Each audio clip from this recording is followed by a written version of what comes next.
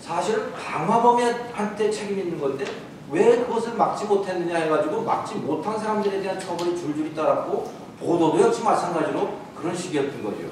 그러니까 무슨 일이 생겼을 때 그것을 개인의 책임으로 돌리지 않고 사회 책임으로 돌리는 이런 보도 태도가 그런 정책과 행동과 그런 것들로 나타나더라라고 하는 거죠. 자, 시간이 좀 많이 가서 11페이지로 건너가 보겠습니다. 이거는 지금 제가 여기서 사례를 들었던 것은 화장장이 모자라가지고 화장장이 모자라다 보니까 이제 화장을 시키려면 며칠씩 기다려야 되고 뭐 이런 문제가 이제 비일비재하게 생겨난 겁니다. 그러다 보니까 장례 업체들이 또 화장장의 시간을 잡아두는 문제가 생겼어요. 일종의 매점매석 행위가 생긴 거죠. 자, 이럴 때 뭘 보도를 해야 되는가 하는 거예요. 이런 문제가 생긴 것은 화장장이 부족하다는 데 문제가 있는 거죠. 그럼 부족하다는 것을 보도를 하고 왜 부족한가라고 하는 것에 대해 보도에 초점이 맞춰줘야 되는데 실제 여기 보면 보도의 상당 부분, 훨씬 큰 부분은 어디에 맞춰져 있냐면 그 장례 업체들이 그 시간을 붙잡아 둔다라고 하는데 보도의 초점이 맞춰져 있습니다. 그런데 우리가 아무리 그 장례 업체들의 시간을 잡지 마라라고 하더라도 장례식장이 모자란 것은, 아니 화장장이 모자란 것은 해결할 방법이 없는 거죠. 그런 거 가지고는. 그러니까 근본 문제에 대한 해결이 없더라. 그러니까 원인과 결과에 대한 해결이 없고 결과적으로 나타난 것에 대한 비난, 그런 것들에 조명을 맞추더라라고 하는 그런 겁니다. 자, 그 다음에 13페이지를 보시면 이제 드라마 같은 경우에 기업인을 아주 나쁜 존재로 묘사하는 그런 경우들이 있지요. 보면 드라마들에서 대개 부자나 기업을 하는 그 대기업의 회장들이라든가 이런 사람들이 좋게 비춰지는 경우가 별로 없습니다.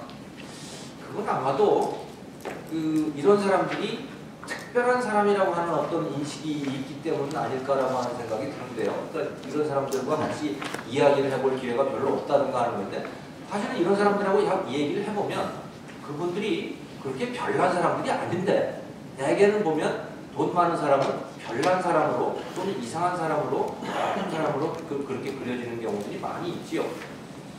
자, 그 다음에 기업가들이나 부자가 좋은 이미지로 등장을 하는 경우가 있긴 합니다. 최근에 찬란한 유산 같은 경우가 그런데요. 거기 보면 그 설렁탕 사업을 하셔가지고 성공한 정 회장이라고 하는 분이 등장을 하는데요.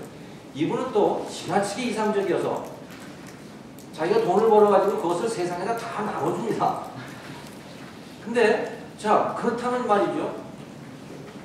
세상의 기업가는 그래야 한다라고 하는 그 메시지를 주는 거예요. 그럼 그렇지 않은 우리가 일상적으로 관찰하는 그 기업가들이라고 하는 사람은 대개 그러면 나쁜 사람이 되는 거죠. 또는 충분히 좋지 않은 사람이 된다든가 이제 그런 그 반대의 이미지를 또 갖게 된다라고 하는 그런 문제들이 여러 가지가 등장을 합니다. 자, 그러면 왜 방송의 콘텐츠들은 이렇게 시장 원리하고는 벗어난 그런 콘텐츠를, 그런 내용을 가지게 될까요? 여기에는 수요적인 측면과 공급적인 측면 두 가지로 나눠볼 수가 있을 것 같습니다. 쉽게 말하자면 이렇습니다. 오늘 저희가 친시장, 시장 친화적 콘텐츠라고 하는 것에 대해서 말씀을 드리고 있는 건데요. 그런데 이것은 시장성이 높은 콘텐츠라고 하는 것하고 완전히 다른 컨셉이다 라는 거죠. 지금 만들어지는 콘텐츠들은 시장성이 굉장히 높은 콘텐츠들입니다. 즉 그렇게 콘텐츠를 만들면 시청률이 올라간다는 얘기죠. 그럼 시장성이 높다는 얘기입니다.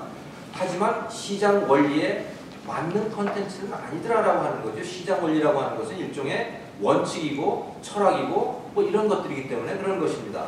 자, 그러면 왜 반시장적인 콘텐츠들은 시장성이 높을까요? 왜 시청률이 높을까요? 라고 하는 거죠. 한마디로. 이것은 그게 사람들의 직관에 맞다라고 하는 거예요. 사람들의 일반적인 성향에 맞는 것이죠. 대기업과 중소기업이 맞부딪히면 누구 편을 드시겠습니까? 당연히 그야말로 다윗과 골리앗이 싸우면 다윗의 편을 드는 것이 보통 사람들의 정서인 거죠. 그러니까 대기업을 때리고 중소기업을 편들면 일단은 시청률을 확보할 수가 있다라는 것이죠. 그 속에 내용이 무엇이든 간에 그런 편향이 충분히 나타날 수가 있다라고 하는 것이고요. 또 시청자들의 입장에서 또는 일반 국민들의 입장에서 현실은 괴롭습니다. 현실은 늘 괴롭지요. 그런데 자본주의 사회에서 그 괴로운 현실을 누구 탓으로 돌려야 할까요? 대개는 시장 탓으로 돌리게 되겠죠. 사실은 근데 저는 어떤 체제에서나 현실에서 겪는 그 괴로움이라고 하는 것은 그 체제의 탓으로 돌려질 가능성이 굉장히 높다고 생각합니다. 그런데 자본주의 체제에서는 그것을 그 체제 탓으로 돌려도 되지만 사회주의 체제에서는 그것을 체제 탓으로 돌릴 수가 없는 거죠. 그러니까 현실에서 돌아다니고 있는 그 이야기는 결국은 어떻게 되냐면 우리가 겪는 이 괴로움이라고 하는 것은 결국 자본주의, 시장경제체제, 경쟁체제, 사유재산체제 이런 것들 때문에 우리가 괴로워지는 것이다 라고 하는 결론으로 쉽게 흘러가기 쉽다라고 하는 그런 이야기입니다. 또 하나는 그다음에 그러면 이게 이제 수요적 측면에서 그러니까 시청자들의 입장에서 그렇고 공급자 즉 콘텐츠를 만드는 입장에서 보면 또 어떨까요? 마찬가지로 공급자들의 입장에서도 반시장적인 콘텐츠를 만들기가 굉장히 쉽다라는 거죠. 시장 친화적인 콘텐츠를 만들기 위해서는 공부를 굉장히 많이 해야 된다. 특히 경제학을 공부를 해야 되는 거죠. 근데 방송 콘텐츠를 만들기 위해서 경제학을 공부한다는 건 이거 보통 일이 아닌 거죠. 그냥 직관에 맞는 것을 공급하는 것이 훨씬 쉽다. 공급자들에게도. 근데 직관에 맞는 것들은 많은 경우에 반시장적인 가능성이 굉장히 많은 거죠. 왜냐하면 시장 친화적인 것들은 굉장히 오랜 기간을 통해서 그 결과가 나타나거든요. 그것을 이해하기는 쉽지가 않은 것이죠.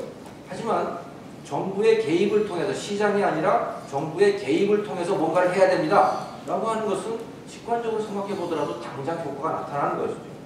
그러다 보면 정부의 입장에서는 새로운 규제를 도입하고 개입을 하게 되고 그러다 보면 그런 것들이 쌓여가지고 시장을 죽이는 정책들로 만들어지더라라는 겁니다. 그 다음에 방송은 신문에 비해서 정부 눈치를 더 많이 봐야 된다. 정치의 눈치를 더 많이 봐야 된다라고 하는 것이죠.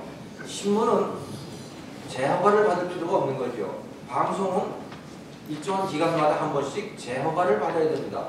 그건 누구에게나 다 신경이 쓰이는 일이죠. 만약에 정부에 밑보였다가 또는 시민단체들에게 또는 정치인들에게 밑보였다가 허가를 다시 미움을 사가지고 허가를 받지 못한다면 그것은 참 난감한 일이죠. 그래서 정부를 공격하는 일을 가급적이면 하고 싶어 하지 않는다라고 하는 그런 성향도 분명히 있을 것 같습니다. 자, 그러면 우리가 어떻게 해야 될까요? 저는 방송시장을 자유화해야 된다라고 생각을 합니다. 그래서 여러 가지 다양한 컨텐츠들이 나올 수가 있어야 된다. 이것은 이제 조만간 상당히 실현이 될 것 같습니다만은 또 하나 방송의 재허가제를 폐지하는 것이 어떨까라는 생각을 합니다. 신문처럼 한번 허가를 받으면 그냥 계속 가게 하는 것이 좋지 않을까라는 것이지요. 물론 여기에 지상파 같은 경우에는 주파수 허가의 문제가 있을 것 같습니다만 주파수를 오늘 사실은 거기에 대해서 깊이 논의하는 그런 시간은 아닙니다만 주파수도 그냥 매각을 해버리면 어떨까 하는 생각을 해봅니다. 매각을 해서 그 매각 대금을 정부가 사용을 하고 국민들의 이익을 위해서 사용을 하고 그 대신 그것을 산 그 사람은 그 방송사는 그것을 그냥 계속 쓰는 거지요. 그렇게 한다면 정부 눈치, 정치의 눈치, 시민단체의 눈치를 훨씬 덜 봐도 되지 않겠냐. 그러면 덜 그 반시장적인 성향을 가지게 될 것 같다라는 거지요. 자, 하지만